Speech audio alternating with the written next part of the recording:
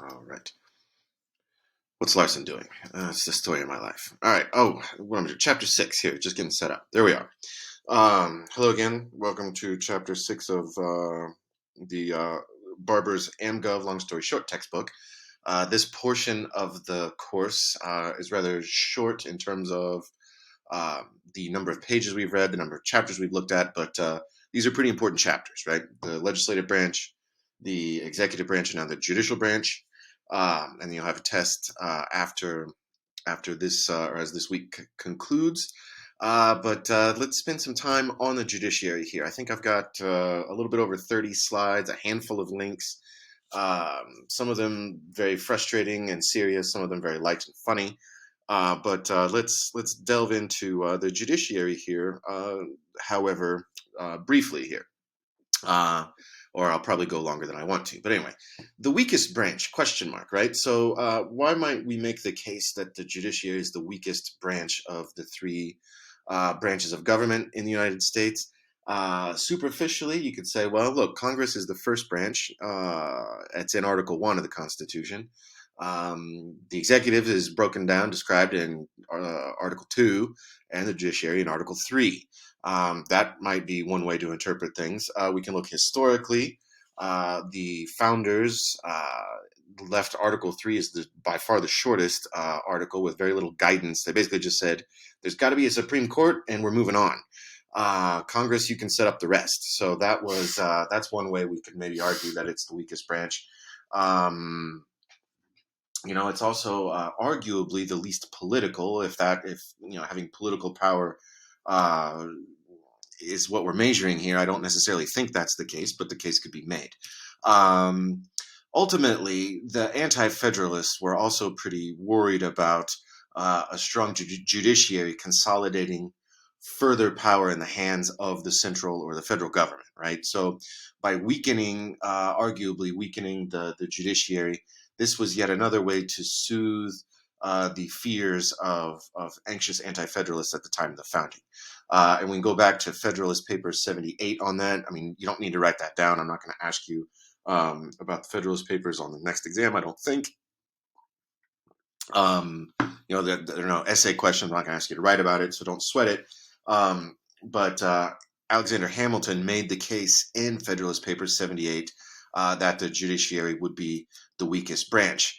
And the case he made, and this is the funny language of the time, is that the judiciary would have no influence over the sword or the purse, right? So we know, or what we mean by this, or what Hamilton meant by this, is the judiciary branch isn't going to take us to war, right? So it has no influence over the sword, which is what was meant there, or the purse, which means government spending, right? So, two things it takes to spend money by the federal government is congressional approval and a signature from the president. Well, the judiciary is not involved in that at all. And if you think about war-making powers, we know that in practice, since World War II, the president basically decides to go to war and Congress gets on board. But constitutionally, it's the Congress that declares war, and the president is the commander-in-chief. So that's how those branches need to cooperate. But the judiciary is not involved directly with either one. So there we are. This is another reason, perhaps a more substantive reason to claim that this is the weakest branch of government, right?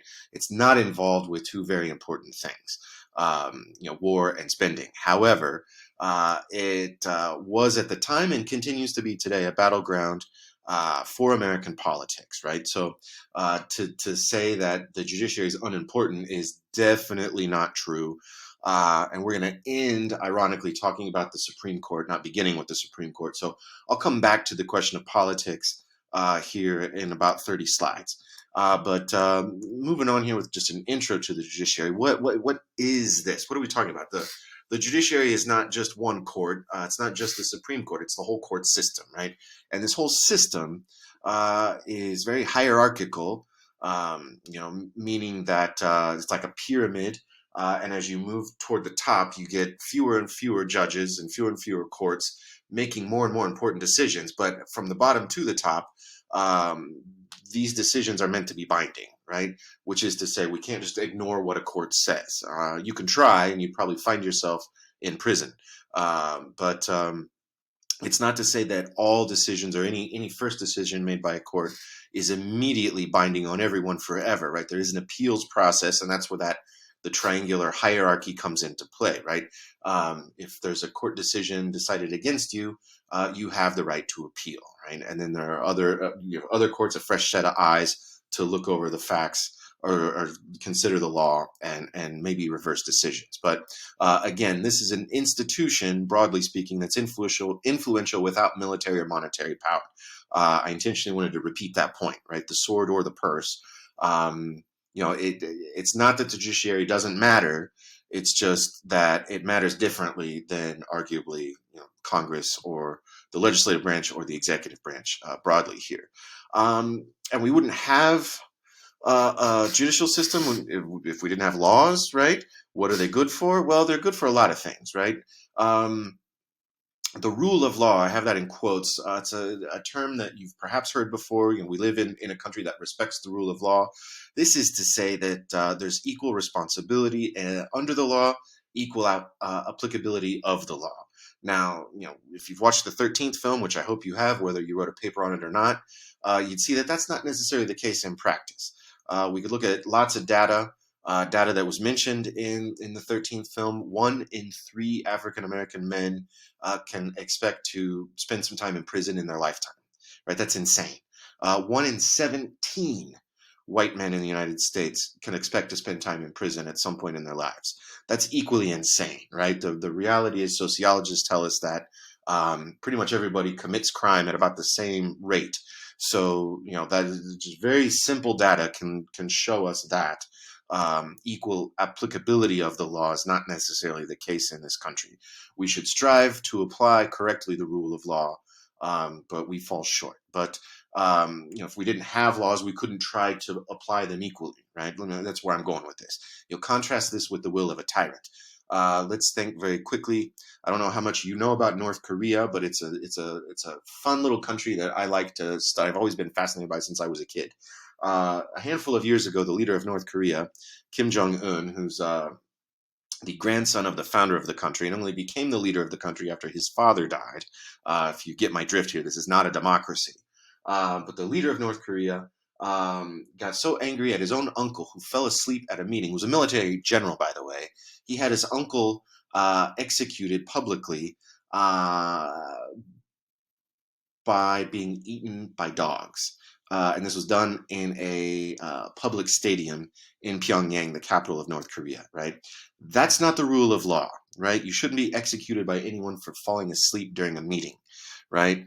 That's not how that's supposed to work. But when you lack a democracy and you lack a strong judiciary and you lack a tradition that respects the rule of law, well, then you could end up with a tyrant that does what he wants. Okay. So, we can complain about laws, we can complain about speed limits, we can complain about all sorts of things that other people decide for us. But they're still pretty necessary to live in a democratic society, right? If laws are so essential, why do we grumble about them and why do we sometimes break them? Well, the idea is to limit bad behavior, right? Whether that's behind the wheel, whether that is, how we treat each other, not while driving, but, walking around campus or what have you. The idea is that laws help us do the right thing, right? It's not to say that all laws are moral. That's not where I'm going with this, but think of it like the Ten Commandments. The idea is to limit bad behavior. And if you respect the law, then ideally you're going to make collective life easier for all involved, right? And in nowhere more than a democracy should collective life be cultivated by the political system, right? So we can all live together. If we all respect the law, then we all live in harmony, right? Do all legal systems in the world work the same? The textbook just superficially touches on this, but it is worth quickly mentioning that legal systems in any given country are heavily influenced by political culture, by other countries, by tradition, etc. Right? So differing legal systems exist in different democracies, and at the same time, even within the United States, we can speak of different legal systems. And I'm not talking about, as Barbour does later in the chapter, on different legal systems in practice for whites and blacks in the United States. But what I'm saying is because of, say, the influence of other countries and tradition, the state of Louisiana follows a legal system that is more similar to continental Europe, right? Because what European power do we associate with the colonization of Louisiana? Well, that's France, right? And Louisiana to this day uses um, a what Barbour calls code law, a codified legal system, as opposed to a common law system that's used in the rest of the United States, and that has to do again with the influence of other countries. And I leave that in there because we could look at, say, India and Pakistan. In South Asia, both countries that were colonized by the UK and didn't gain independence until 1947, and both systems follow the UK system, judiciary system, legal system, right? The United States, because it broke away much earlier than that, uses also uses the common law system, which is similar to that of the UK, but with exceptions, that being Louisiana, for example. So anyway, legal systems can be different, and even within a democracy, we can find exceptions to traditions, right? But the United States uses what we call a common law tradition. What does this mean? It means that judicial decisions shape legal tradition, and legal tradition shapes judicial decisions. Well, Larson, that sounds very circular. What do you mean by this? What I mean is that common law respects precedent. What do we mean by precedent? I mean previous decisions, right? And the term for this from Latin is jurisprudence. But don't fret, you have heard this term, or you've at least experienced this in practice in what you've seen on the movies and TV, in movies and on TV, right? Think about, you watched a movie, you watched a TV show, and some young lawyer says, "Oh, I found this case that was decided years ago that examined similar facts, and here was the conclusion. Here's what the court decided, and this would be favorable to our client."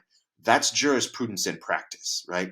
It's that we don't necessarily count on there being a law that covers everything exactly, and judges have some leeway, as do juries, to decide how the law is applied, and we use previous cases to determine just that, right? So again, jurisprudence is a fancy term. It might be very new to you, the term itself, but the concept shouldn't be. I'm sure I'm sure you know what I'm talking about when it comes to TVs and movies approach to the legal field, the judicial branch, right? You know what I'm talking about when I talk about jurisprudence. What else to say about the American legal system? It's what we call an adversarial system, right? We can look at the legal system as seeking one of two goals: fairness or truth. And in an adversarial system, in which you've got two sides, separate sides arguing a case, you've got a judge that's meant to be neutral, and those two lawyers representing their respective clients seek fairness, and that's often decided by a jury, right? So, what's fair for all involved? Um, a lot of European democracies, continental Europe, uh, have what are called inquisitorial systems, in which judges directly intervene in proceedings, and not just to overrule objections and such, to go back to the TV examples, but where judges are active participants in court proceedings, and judges seek the truth instead of allowing juries to make decisions, right? So just different systems, just scratching the very surface of approaches to the law. If you go into law school, you'll have whole semester-long courses that deal with these questions. But anyway, that's all I'll say about that. I want to keep moving. But the American legal system is also very litigious, right? Meaning that we turn to the courts to settle disputes, right? The term litigant is someone who goes to court, right? We seek to use litigious means to settle our differences. This also means that we tend to sue each other more than people in a lot of other countries. So, for example, I'm sure you've seen, I'm assuming you live around San Antonio.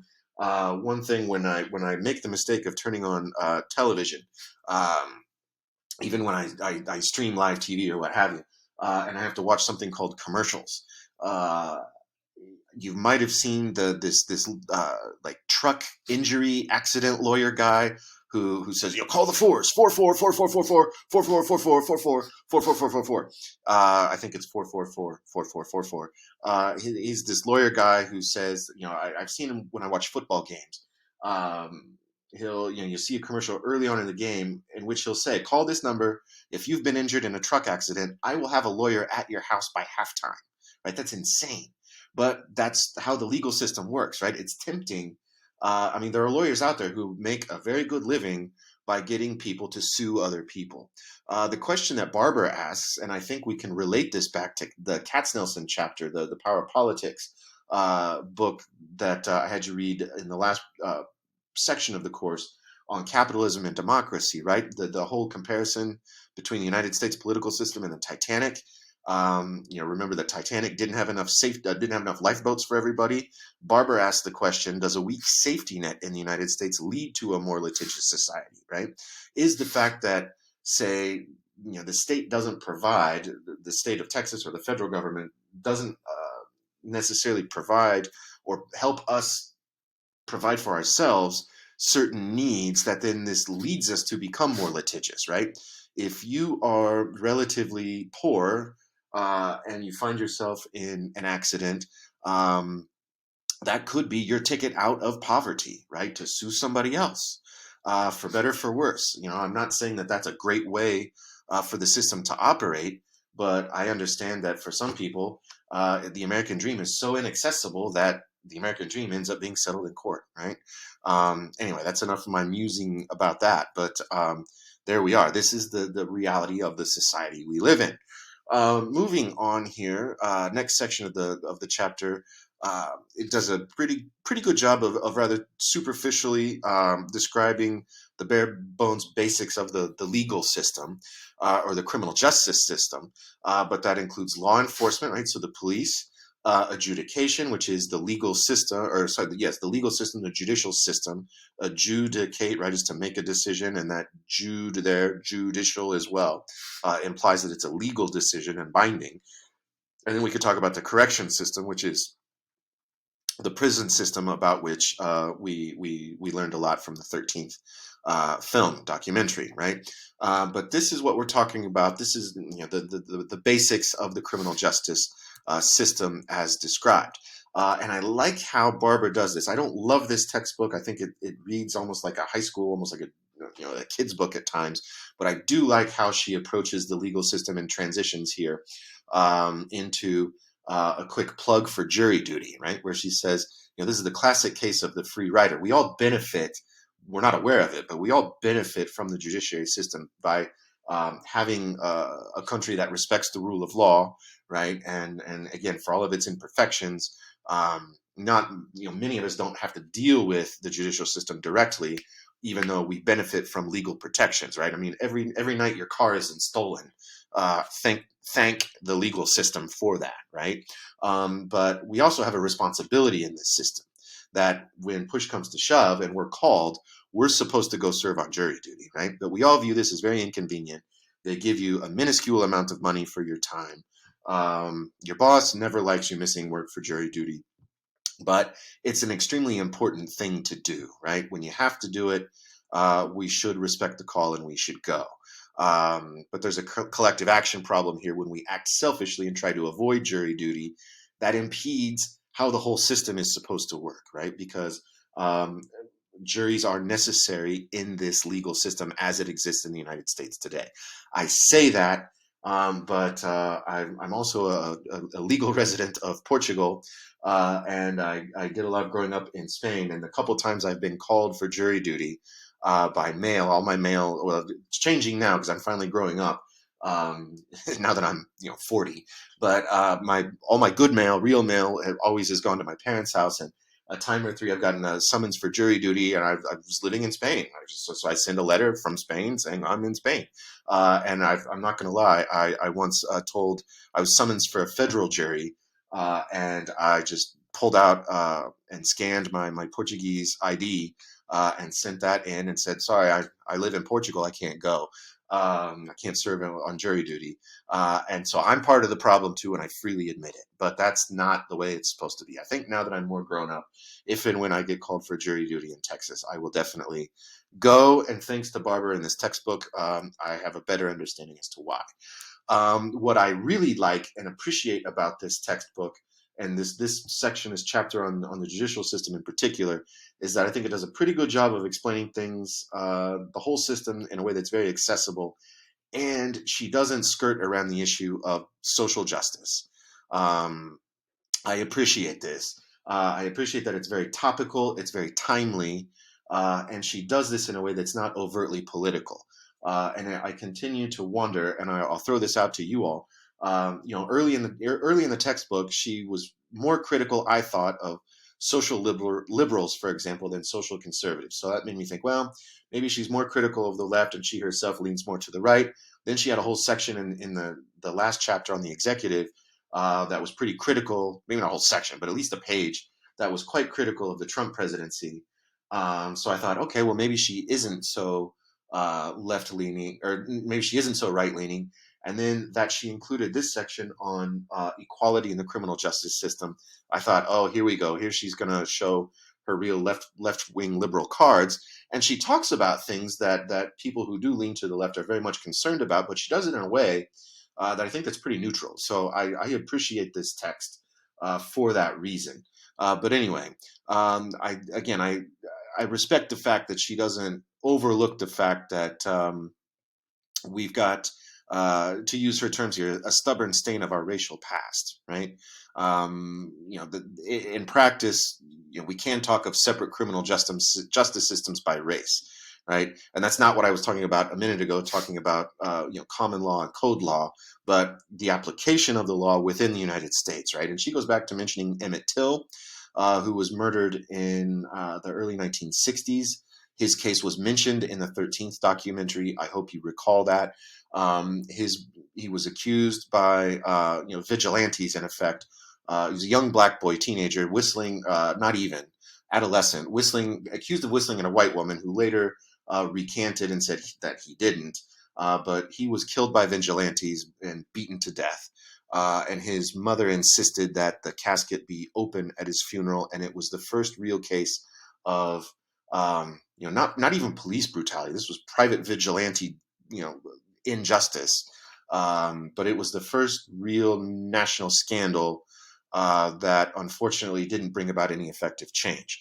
The men who murdered Emmett Till were brought up on charges, were taken to trial, and they were not found guilty of anything. They were set free. They were found not guilty. So that's a case that goes back again to the early 1960s, 60 some years old at this point. And we continue to deal with these differences in experience within the legal system today, right? So, what about the narratives of who are the good guys, right? The police are the good guys, right? Not necessarily, right? Not if they engage even subconsciously in racial profiling, right? It, the term that's often used is driving while black, and the data backs this up. The number of times a black man in particular is pulled over in life, it's probably a lot more than I have been, and I've been pulled over a fair amount of times, right? I've got the tickets to prove it. But what Barbour does is she turns this around and advocates and says, hey, maybe things are changing, and maybe this mediated citizenship that she's discussed since chapter 1 can have a positive effect on how we live our lives and how we live collectively as a society, right? That now we're seeing more and more evidence taken via stupid smartphone of the good guys maybe not living up to what they're supposed to do, is a positive effect of mediated citizenship, right? Not that racial profiling and the negative consequences that stem from it still happen, but what we're doing here is we're not universally accepting the narratives that, the cops are the good guys and everybody else is a bad guy, right? Police are people too, and police can make mistakes. And the more we can document this and see things happen with our own eyes, help us to understand that the narratives that we've told ourselves, many of us, I'm speaking more specifically to white Americans, aren't always necessarily the case, right? Moving on here, Barbour does get a bit political here. She even mentions Colin Kaepernick, right, the former quarterback of the San Francisco 49ers, who years ago, 2016 maybe, decided to take a knee during the national anthem to protest social injustice. And he was summarily, in practice, fired by his team, and he hasn't played in the NFL since. But again, that he's mentioned in a textbook along with Emmett Till, along with George Floyd, I think is indicative of a change in our social discourse and narrative building in this country. Right, we're more able to overtly call into question the lack of equal treatment within and access to the legal system in this country. I have a hyperlink here to an 18-minute clip of Trevor Noah of The Daily Show discussing the social contract. And I put this in, I believe I put it in as a hyperlink in one of the earlier chapters, chapter 1 or 2 on the social contract. But it's worth watching again if you've seen it once. It's worth watching the first time if you didn't watch it yet or haven't seen it yet. Trevor Noah does a very good job of describing the social contract and how we all make an agreement with the government so that we can all live peaceably with each other and within this system. And if we do, we're all meant to benefit. But what happens when the government, in the form of the police, doesn't respect that contract, right?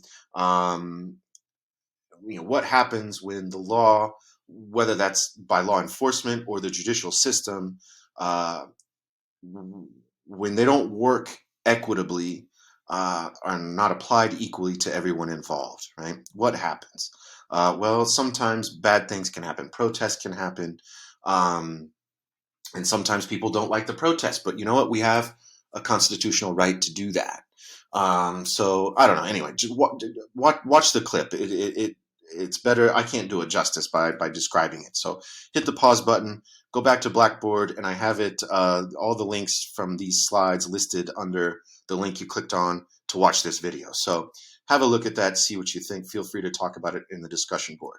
But anyway, returning to the Constitution and the judicial system itself, another segue here by Barbour. Going back even to the founders, the lack of detail in the Constitution regarding the court system isn't necessarily a bad thing, but I think it's indicative of the founders looking for some wiggle room. Again, they were negotiating the interests of Federalists versus Anti-Federalists. There were those who wanted a strong judicial system, or wanted a judicial system, wanted it maybe stronger than the Constitution provides, but to describe it, to set it up as too influential or too strong might have scared off the Anti-Federalists. So ultimately, they just agreed to not map out a court system. And in doing so, also provided little guidance for Congress. Article 3 basically just says, hey, and I'll get to this again in a later slide, but you need a Supreme Court, and from there, Congress can set it up, right? And worth mentioning, too, that all 50 states have court systems of their own.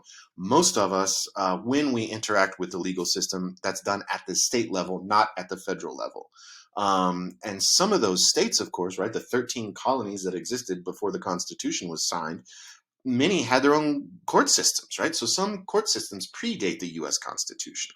So that was also a concern of the founders, right? If a federal court system was established and it was deemed to be a little too strong, that could have really irked a lot of our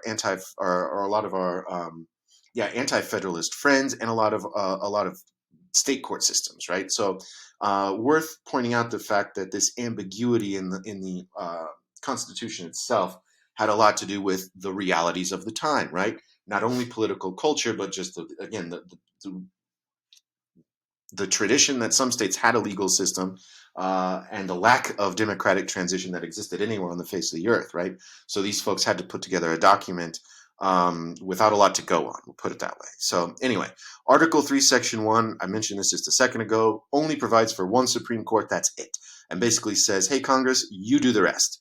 So Congress has subsequently set up a hierarchical system. I've described what a hierarchical system looks like already, so I'll skip that.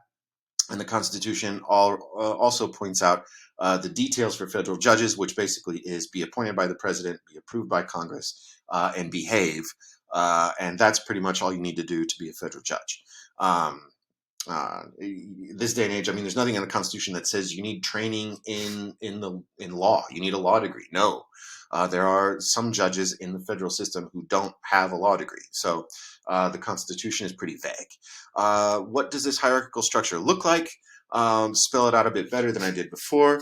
The bottom of the triangle, if you will, is your entry level court. And this is just broadly speaking in the United States. Entry-level court, however defined, the federal law calls them district courts, and these can issue a judgment or a verdict. Right, a judgment is when a judge decides something. A verdict is when a jury decides something. If you're on the wrong end of a judgment or a verdict, you do have a right to an appeal. The appeals court in the federal court system is called a circuit court. Different states call them different things. And then a final court of appeals is often a Supreme Court, but even some states, as Barbour points out, don't call their highest court a Supreme Court. But anyway, state court systems, again, are what we most commonly interact with as citizens anywhere in the United States. About 90% of judicial decisions occur at the state level, not at the federal, not federally. So state courts, again, have an entry level or trial courts. They have appeals courts and then have a Supreme Court, however defined. What makes some states different from the federal bench is how state judges are chosen. This varies from state to state, and that's all specified in state constitutions. There are a variety of procedures. Nothing more to say about that. I have no idea how you become a judge in Alaska or Alabama, and I'm not going to ask you on the test, so don't sweat it. But I will point out, as Barbour does, and I stress this, some hold judicial elections, right? So some people or some states elect their judges. Other states, my home state of Kansas, has a procedure that's more similar to the federal bench, where the governor appoints someone and they're confirmed by the legislature. But we also vote in Kansas to retain judges, and it's very rare that a judge is not retained. But that's one thing.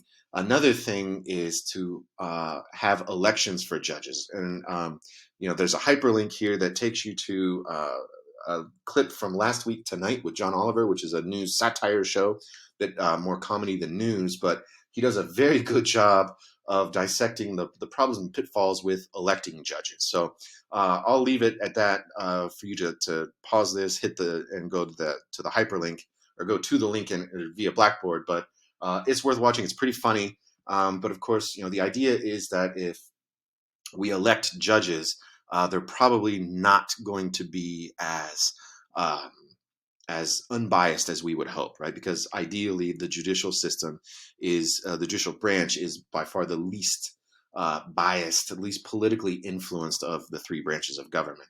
But again, federally, there are no elections for judges, but within states, we do see these occur. So back to the hierarchy of the court system for the federal government. We can talk about district courts. These are the entry-level courts. There are 94 federal district courts in the United States.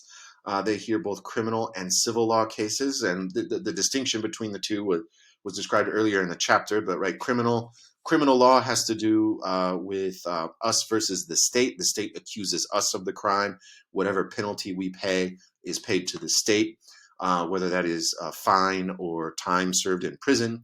Civil law is two private individuals, one accusing the other of violating their rights in some way, or not fulfilling obligations in another, and we pay restitution to the harmed private individual in civil law cases. But both cases can exist in federal court, both can exist in state court. But in federal district courts, final verdicts come from juries. That's particularly the case with criminal court. Civil law can vary. If you're on the wrong end of a district court decision within the federal court system, you can appeal to one of 12 U.S. courts of appeals. And these are regionally distributed around the country. There are 11 around the country, and then D.C. has its own circuit court because there's so many federal cases that take place and are decided in Washington, D.C. And then there's a 13th circuit court that's for specialized issues like for patents and intellectual property, things of the sort. But again, cases are heard in the court by region. I don't know what I was thinking when I wrote for the region. That doesn't make a lot of sense. But anyway, here is a map from the Katznelson textbook. I didn't have you read the chapter on the judicial system in the Katznelson book, but I borrow from it for things that aren't present in the Barbour book. But here we are. So you can see Texas is in the Fifth Circuit, it's called. That's only 3 states: Texas, Louisiana, Mississippi. I don't really know the rhyme or reason for some of these state groupings, but here we are.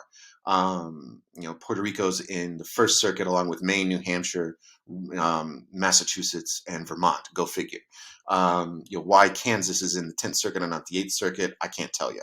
But anyway, here's how it breaks down. So if you're appealing a federal case in the state of Texas, it's likely that you would your case would be heard at the one of the Fifth Circuit sites in Austin, for example. Is how that works. But anyway, moving on here, appellate courts, appeals court, the second level beyond the district, right? The circuit court here has decisions are made by a rotating panel of 3 appeals court judges.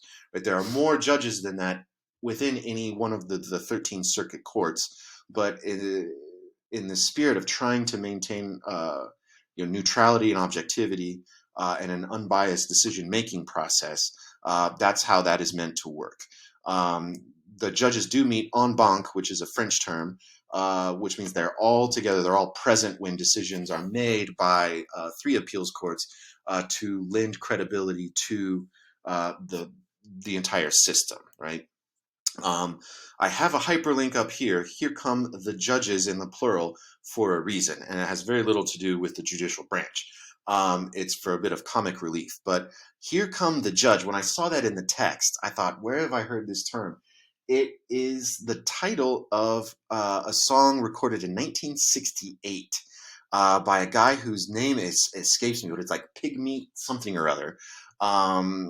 And it's a song called Here Come the Judge, Here Come the Judge. It was, again, recorded in 1968, and it's considered one of the first rap / R&B songs recorded, at least, in history. So that the fact that I caught that is surprising. But I'm a bit of a rap history buff. And when I saw that in the text, I remembered, I thought, I'm going to look this up. So, it's not even a 3-minute long song, but have a listen. From 1968, you will hear elements of old school 1980s rap. But, without that song, we might not have, I don't know, freaking Drake today, or Drake recording the music that he does, that we know today, right? I mean, or stupid Kanye. I'm not a big fan of Kanye. But anyway, Here Come the Judge. It's a real song. Check it out. I'm surprised that Christine Barbour, the author of this textbook, who's got to be, I looked her up and she's probably in her 60s. I'm surprised she made that reference. But anyway, enough said on there. Moving on. Who can become a judge? There's more silence from the Constitution, right? We know that, again, I've said this already, judges are appointed by the president and approved by Congress. They serve for life, right? Why is that? The idea is to minimize the politics of the position, right? So once you're approved and you're on the bench, you only can be impeached. But aside from that, the only way you're leaving is if you retire or die, right? So the idea is that because of this, then judicial appointments are above politics. But we know that that's not really the case, right? I'll get to more reasons why in a sec. But anyway. There is a role to play by the American Bar Association, which is a federal non-governmental group that evaluates all appointments made by presidents and makes a recommendation to the Senate as to whether or not a person has the qualifications to be a federal judge. There's some controversy about this. A previous president whose name rhymes with Trump pretty much dismissed the American Bar Association's recommendations and even appointed people to the federal bench who had very little training at all. Maybe had a law degree, but had never argued a case in court, much less ever served as a judge, and then named to the federal bench. So, we can ignore the ABA, the American Bar Association, or not, but traditionally the ABA's approval has been pretty important. If we look at the bench itself, and when I say the bench, I'm talking about the federal judicial system broadly. The demographics of the bench overwhelmingly has been white, male, and predominantly Christian. That trend was not broken by Barack Obama. It was broken by Jimmy Carter in the late 1970s. And I'll show you some data here on the next slide. But when President Trump came into office in January of 2017, there were lots of open seats on the federal bench for political reasons because the Senate, led by Mitch McConnell during the last 2 years of the Obama administration, basically refused to hear to hold hearings on any of Obama's judicial appointments, and thus leaving the seats open that were then filled by the Trump administration when Trump came into office. So here you can see this is from a different textbook that I teach from or have taught from when I teach U.S. government, but you can see number of judges, female judges, African-American judges, Hispanic judges, and you can see that Jimmy Carter, the numbers prior to Carter were much lower on all counts, and Carter beefed up these numbers, and in 4 years appointed more women, more African Americans, and more Hispanic Americans Carter did in 4 years than Reagan did in 8, right? And George H.W. Bush served one term and didn't get near where Carter did either in his 4 years. Clinton in 8 years as president beefed up the numbers again. George W. Bush, president for 8 years, we see the numbers drop, go up again under Obama and go down again under Trump. So if you know the political affiliations, the party membership of these presidents, it probably explains why the numbers are the way they are, right? But anyway, continuing on, and I'm almost done, I promise. Talking about judicial ideology here, this has caused more rancor in the Senate confirmation process more so probably in the last 40 years or so than it had prior. But the Senate confirmation process has become more and more public. It's often televised. You might have seen this in late 2020, September 2020, when Ruth Bader Ginsburg died. She was still a serving justice. She passed away, and her seat was filled almost immediately by President Trump and the Republican Senate for political reasons. So there it was. But what makes the confirmation process so political as well is that we can describe two different approaches to understanding the law. There are those we call judicial interpretivists, and who see the Constitution as something that needs to be interpreted given the time that we're in, and not interpret the Constitution the way it was written in the late 1700s. But that's the view taken by what we call strict constructionists, who are sometimes called constitutional originalists. So again, there are two broad ways to view the Constitution. Is it a living document that we need to constantly reevaluate and reapply based upon changes in the times, or should we view the Constitution as locked in stone going back to the late 1700s, right?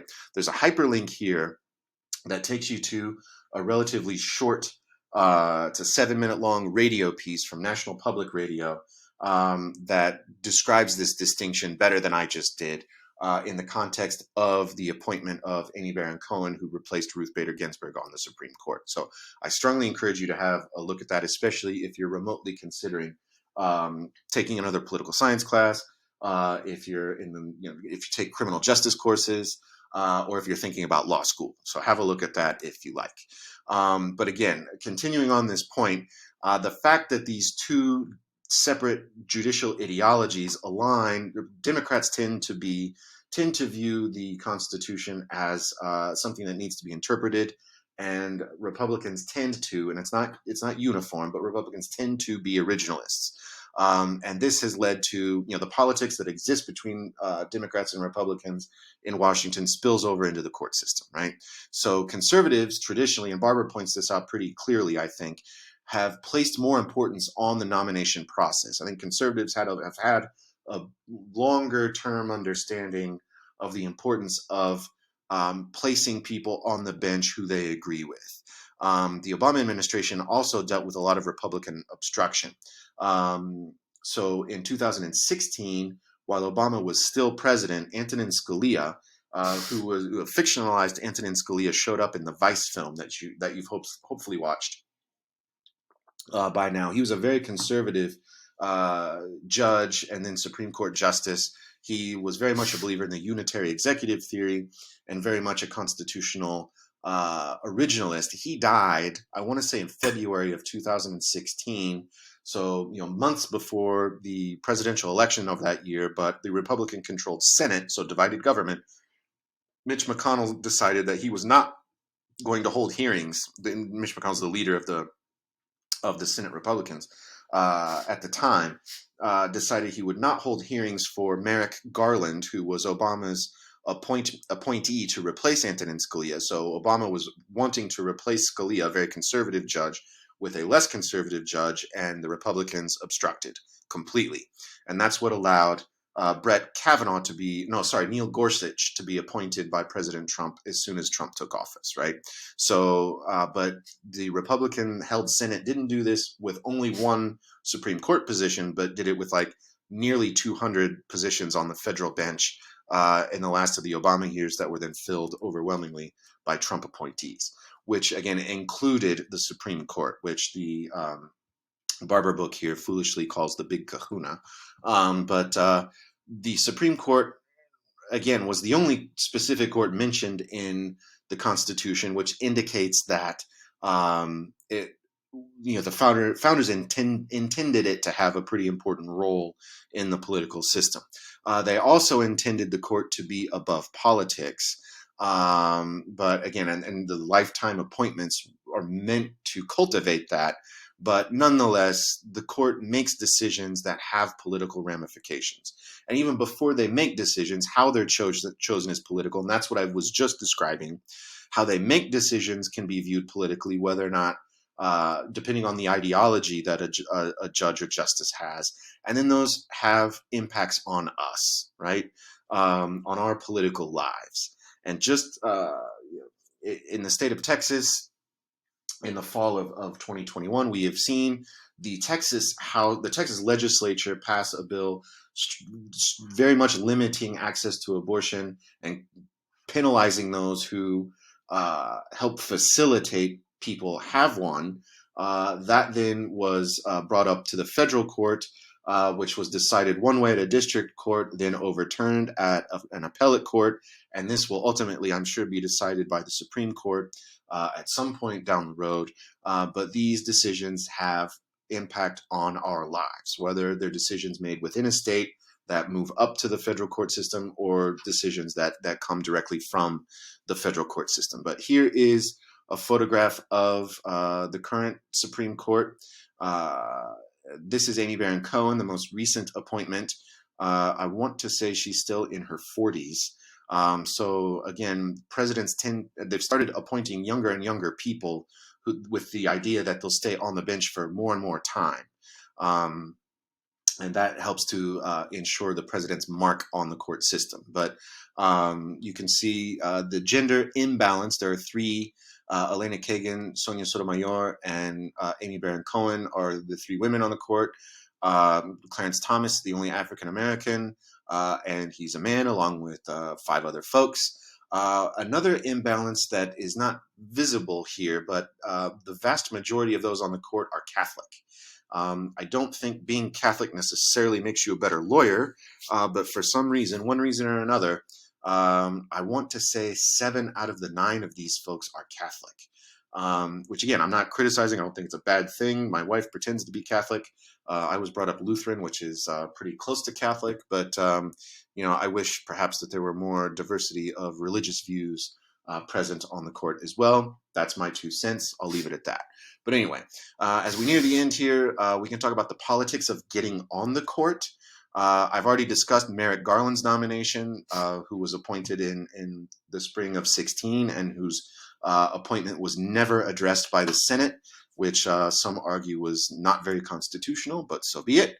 That was due to Mitch McConnell's obstruction of Merrick Garland. That then led to Brett Kavanaugh's confirmation, which came after Neil Gorsuch was appointed to replace Antonin Scalia, but Brett Kavanaugh was the next Trump appointee to be confirmed. And his hearing, because he was accused of sexual assault while he was in college or high school, I believe, 40 years prior, 50 or 30, 40 years prior, and it was a very politicized process. One that you might recall. I mean, it would have happened while you were likely in high school, maybe 3 years ago or so, and it was a bit of a media circus. And this hyperlink will take you to a Saturday Night Live parody, satire on his appointment hearing. It's very political. I have my own political leanings, and I don't necessarily agree with how everything happened in the Kavanaugh hearing, but I can still laugh. And Matt Damon plays Brett Kavanaugh here, and it's pretty funny. If you have not seen that, I suggest you watch that. However, it is worth pointing out, I realize most of you folks think that everything that's going on now has never happened before, but I will remind you that the judicial branch of the federal government was politicized from day one. Again, going back to the Federalists and the Anti-Federalists, and the political spats that have occurred in recent years over judicial appointments are not necessarily as new as you think. Go back to Clarence Thomas, the African American gent on the Supreme Court. He was appointed in the early 91 by George H.W. Bush to replace the outgoing retiring Thurgood Marshall, who was the first African American man to serve on the Supreme Court.